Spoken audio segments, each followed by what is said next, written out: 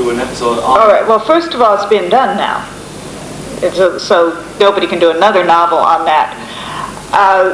But actually, what happened was that I had 3 very successful novels with Pocket: The Vulcan Academy Murders, The Egg Epidemic, and Survivors.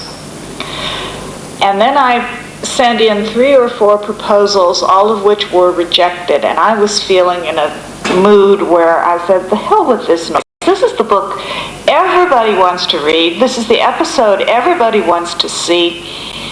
I'll propose it. They'll reject it, but the hell with it. I just feel like sitting down and working out this story, and I began the outline with initials, and then I explained in the first paragraph what was going to happen, and then I said, now look, before you reject this, read on, because I'm going to get him out of it. And in a perfectly good Star Trek way. And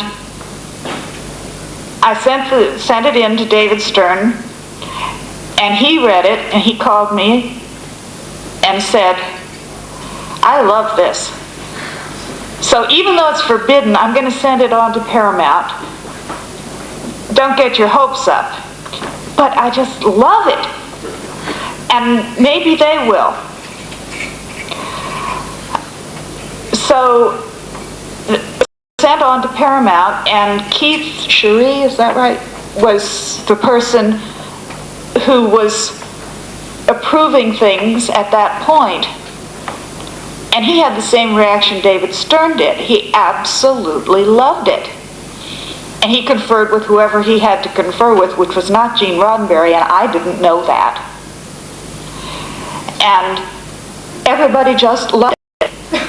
So it was approved. And I had no idea all the time I was writing it that things were in the process of changing at Paramount, and that when that final book, when the book was totally completed and it went in for approval, that all hell would break loose. Nobody told me anything that was going on at Paramount. Writers are always the last to know about anything.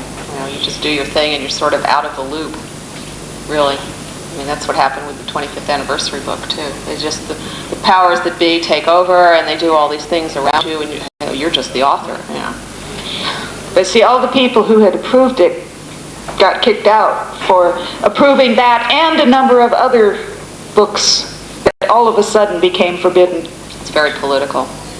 Very messy political structure when you're writing with a corporate entity like Paramount. A great Star Trek idea, and it doesn't work for Star Trek. What Gene would always recommend is try to do it as a science fiction novel of another world without the Star Trek world or the Star Trek characters. If it's a good story, find a way to do it. First of all, you're going to make more money if it is successful, because you're not going to end up paying licensing fees. No, you're not. Second of all, you're going to have the rights to it yourself. You're not going to have to worry about having all these approvals and whatnot, which can be a bloody headache. So if it's something you really strongly believe in and you've been rejected up and down forever, try to find, if you really want to salvage it, try to do it not as a Star Trek novel. This was Gene Roddenberry's recommendation. But some things are impossible. I mean, there is no way in the 1990s or the late 1980s, once Star Trek The Next Generation was on the air, it became totally impossible. It would have been completely impossible to sell a story about an android who becomes human anywhere. You couldn't sell a story with an android interested in being human as a main character today, because all publishers would be terrified that it was a rewritten Star Trek story and that Paramount would be down on them screaming copyright violation, trademark violation, and they just wouldn't touch a story with that as the basis. Well, certain things obviously you could not do. I think we're kind of going to have to wind this up. I see people coming in the room who are looking at us like we should be a movie screen, and we're not. So in this way we can play catch-up, because now we're only, 7 minutes, or an hour and 7 minutes beyond where we ought to be. I guess that we'll just wrap this up, and thank you for attending, and help yourself to any of these handouts. Thank you. Help yourself if you want any of these handouts up here.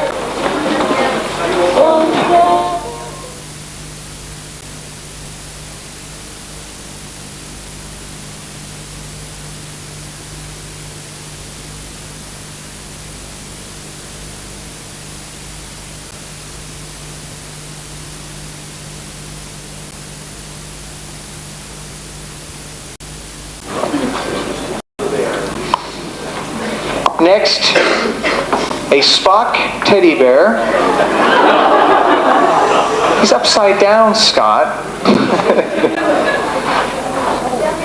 An Australian teddy bear. It's not, oh, I said teddy bear, right, got it. By his feet, don't do that. Okay, he's got a little bear tricorder with a little bear on the screen, okay? And he's got his little communicator that opens up. His ears are pointed, but they do come off if you want. And actually, you can strip him naked, and he's a regular teddy bear. He's a bear teddy bear. He has his little uniform, as I said, that comes off. Live long and prosper, it says here.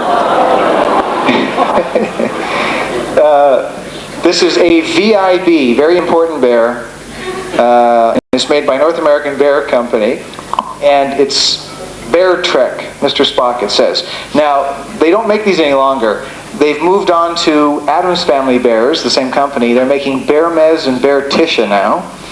But these were very popular, and I think they were about, a year or two that they were out. Okay, he's even got his little boots on, which I think are great. Straighten this ear out here. It's like Star Trek 6. Okay, what do we hear for the Spock bear? 20. 20. 30. 40. 40. 45. 50. 55. 60. 65. 65 once, twice, solve for 65.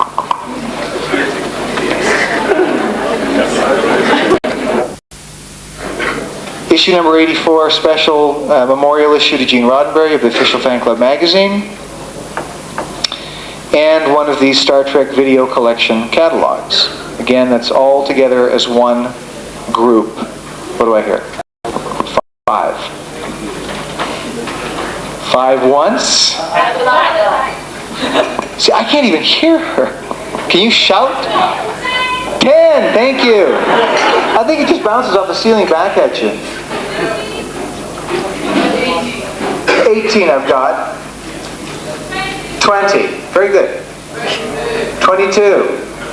22 once. 22 twice. 23 up here. Strangled. 23 once. 24.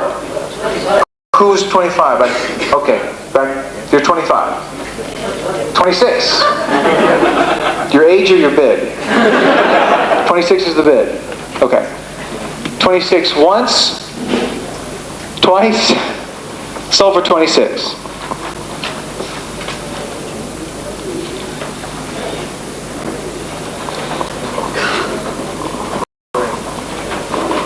Next, an autographed 8x10 black and white of Brent Spiner. Is there any gold on that one? No gold thumbprint or fingerprint. He tends to get his makeup all over them. 5. 15. 30. 40.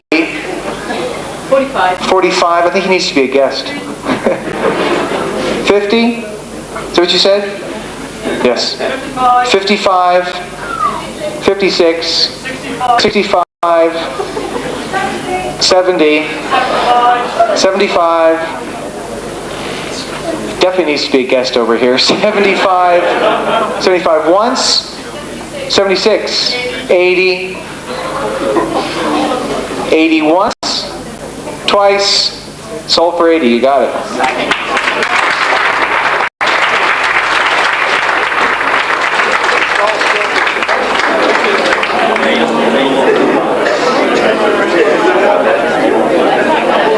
The aluminum foil, you got it.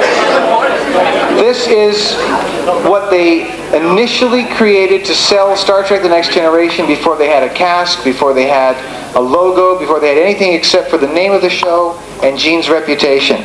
This is the aluminum captain's log that was created in 1987 to go to the NAPTE convention in New Orleans. Oh, it opens up from this side. And that's a hologram here of galaxies and stars, and you get that in the light. It's just beautiful. I'll let you hold that up. And I will wait until after this is gone to tell you what they go for at auctions in the States. I don't think it'll go for that much here, but they're very collectible. What do I hear? 20. 220s. 25. 25. 30.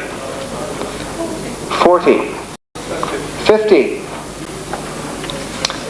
55. 60. 60, 65. 70. 75. 75. 80? Where's right there? 80 once?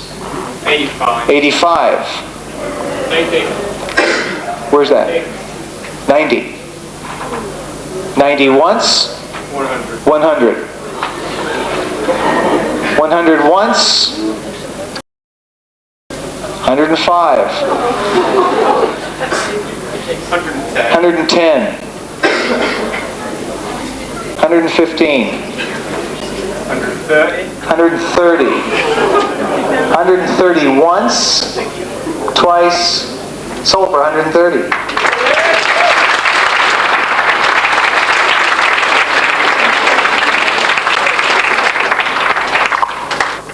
Okay, two final items. This is another Make-A-Wish. Do you remember in the episode Cause and Effect, they blew up the Enterprise 4 times, I mentioned? This is a piece of one of the 4 Enterprises that they blew up. It's from just underneath one of the nacelles. It's part of the strut curve up. It says NCC 1701D on it. You can see a phaser firing point and a door for the life buoys, they call them, or escape pods, whatever. Highly detailed. This is one of those ships that Greg Jean built. You can see this fiberglass molding, beautifully detailed, and donated by Mike Akuta, as I said. What do we hear? Is the starboard? No, I'd say port from that angle. Could be. You're right. Yeah, okay. Port starboard. Piece of the starboard nacelle support structure. Isn't that where the accident began? 5 pounds. 20. 20. 20 pounds once? 30. 50. 50. 70. 80. 100. 110. 110. 120. 120 once. 130. 130 once. 140. 140 once. Twice. Sold for 140.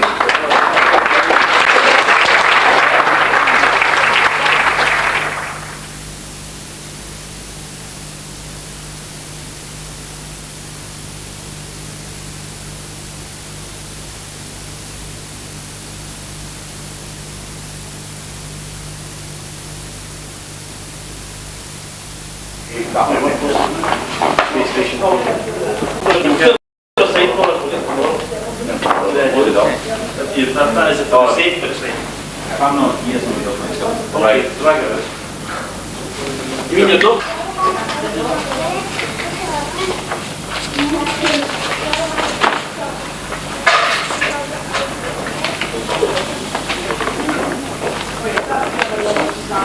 Do those. Enterprise A. You haven't got the Enterprise A, sorry.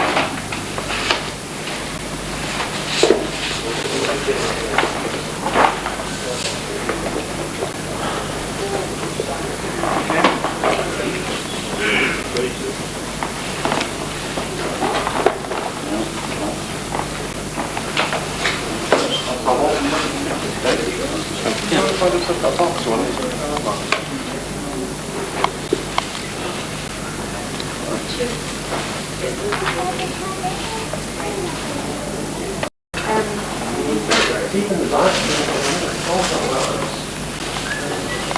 back and that.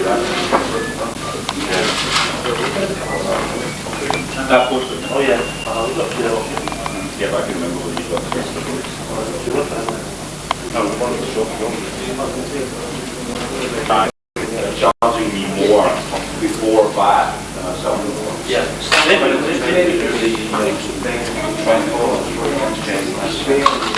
Quiet. I'm not positive about So that's positive. Oh, that's what it is. Yeah, I mean, it's 12. I'm not going to come down and say, oh, what she was sent around to customers to say, I'm still using it. I think from and just working on things with myself. I know make mistakes like that, because sometimes they're American banking translate $10.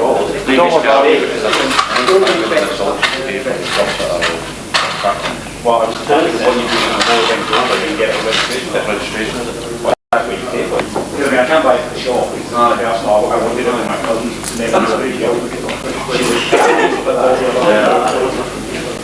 glad I was out then because I was off.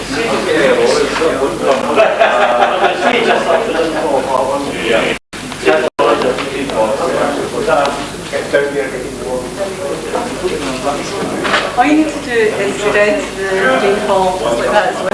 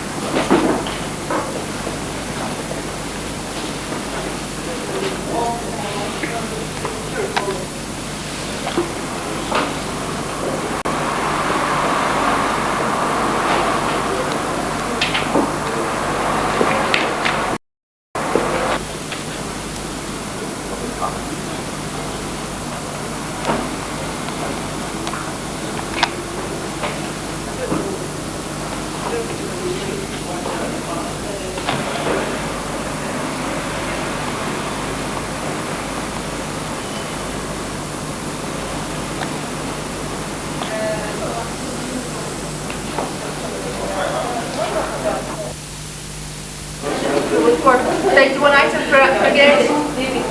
One item. Okay. One item to take your cake. You can fill popcorn if you want. Excuse me at the end.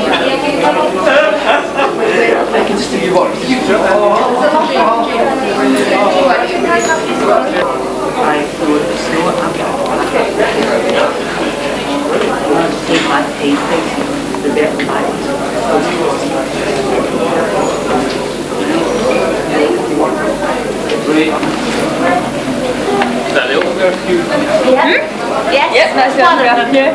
No, you're right. I don't need it. Yeah.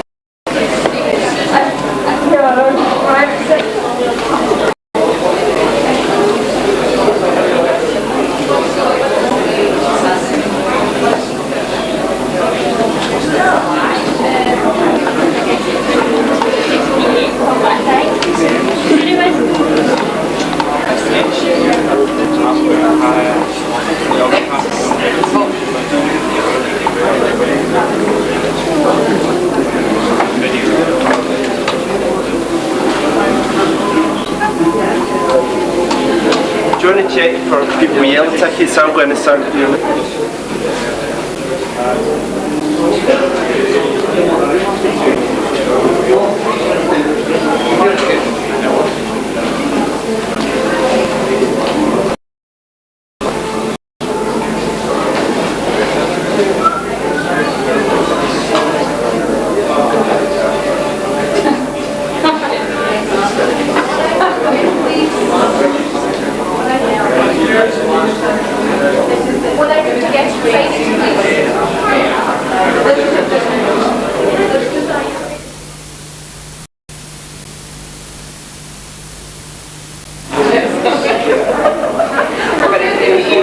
every one of them.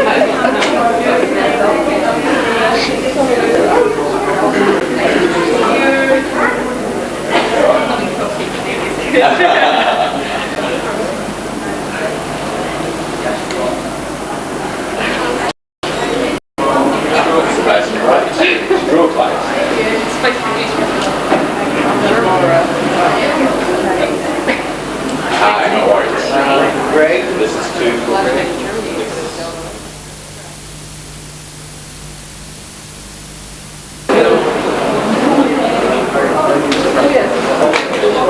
It's all politics, but after this. I was there for the 4 years. I hope you didn't see it. You didn't. Oh, I'll show you 40 things. At that time. Now you found. I just like you down there. So cool place. I see. Oh, so we're far. It's a long jog. Oh, you're very dark. Oh, right. Oh, but that is.